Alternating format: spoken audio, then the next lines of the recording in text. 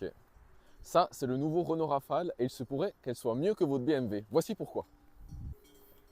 Déjà, le design, c'est le nouveau langage stylistique de Renault. On voit des surfaces pleines, des angles bien dessinés, une ligne de toit fuyante qui rapporte vraiment du dynamisme. Et puis Renault a pensé à plein de petits détails, par exemple les rappels du logo dans les optiques ou encore dans la calandre. Et merci aussi d'avoir pensé à faire des bas de caisse peints que même certains constructeurs premium ne font pas. Et à l'intérieur, c'est aussi une excellente surprise. On est hyper bien installé et Renault a fait un super job sur le design de la planche de bord, sur la qualité des matériaux et les assemblages. On a une planche de bord qui est très bien dessinée avec des matériaux de bonne qualité qui sont bien assemblés, des matériaux moussés, du cuir, un petit insert style bois.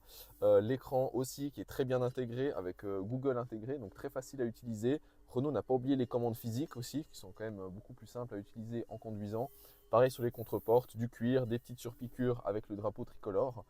Et puis sur cette version Alpine, on a évidemment des sièges sport en cuir, effet un petit peu Alcantara, qui sont très confortables et qui offrent un excellent maintien. Et dernière chose qui vient vraiment normalement de marque plutôt premium, c'est le toit panoramique appelé Solar Bay qui s'éclaircit sur pression d'un bouton. Et un mot maintenant sur la motorisation et l'agrément de conduite. Donc ce modèle est disponible avec plusieurs motorisations. Ici on a la version e-tech hybride rechargeable de 300 chevaux, donc un 3 cylindres, 1 litre de turbo essence et un moteur électrique, donc puissance combinée 300 chevaux largement suffisante. Et même lorsque la batterie est déchargée, alors bien sûr le 3 cylindres ne donne pas un agrément de conduite qui est très plaisant, mais par contre on ne manque pas du tout de puissance puisqu'il reste toujours un petit peu de charge pour venir aider le moteur thermique. Et puis en termes d'agrément de conduite, c'est une voiture qui est super confortable. Attention par contre, c'est pas une voiture de sport, c'est pas parce qu'elle a la ligne d'équipement Alpine que ça en fait une voiture dynamique.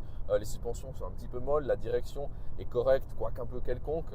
Mais par contre, pour avaler les kilomètres, c'est parfait. Même pour rouler en ville, c'est une voiture qui est hyper maniable. Les 4 roues directrices aident beaucoup.